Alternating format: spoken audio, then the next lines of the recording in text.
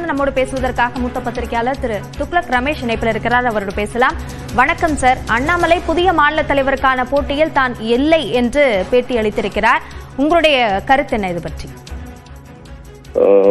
மத்திய உள்துறை அமைச்சர் திரு அமித்ஷா அவர்களை திரு எடப்பாடி பழனிசாமி சந்தித்துவிட்டு திரும்பி வந்த பிறகு திரு அண்ணாமலை அவர்கள் டெல்லி சென்று மத்திய உள்துறை அமைச்சரையும் பாரதிய ஜனதா கட்சியுடைய அகில இந்திய தலைவரையும் சந்தித்துவிட்டு கோவை விமான நிலையத்தில் அவர் அளித்த பேட்டி கூட்டணி தொடர்பாக அவருக்கு ஏற்பட்டுள்ள ஒரு மனக்கசப்பு மற்றும் அவர் ஆதங்கத்தை வெளிப்படுத்துவதாக அமைந்தது.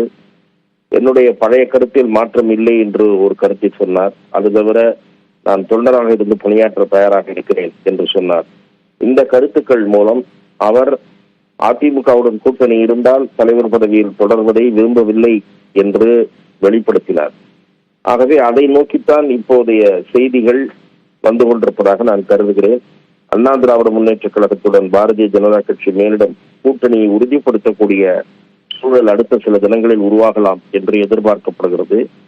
ஆகவே திரு அண்ணாமலை அவர்களுக்கு பதிலாக ஒரு மாற்று ஏற்பாட்டை பாரதிய ஜனதா கட்சி செய்யக்கூடும் என்பதுதான் அவருடைய பேட்டியில் இருந்து நாம் புரிந்து கொள்ளக்கூடிய ஒரு செய்தியாக இருக்கிறது. இணைப்பில் வந்து கருத்துக்களை பகிர்ந்து கொண்டமைக்கு நன்றி திரு துக்ளக் ரமேஷ்.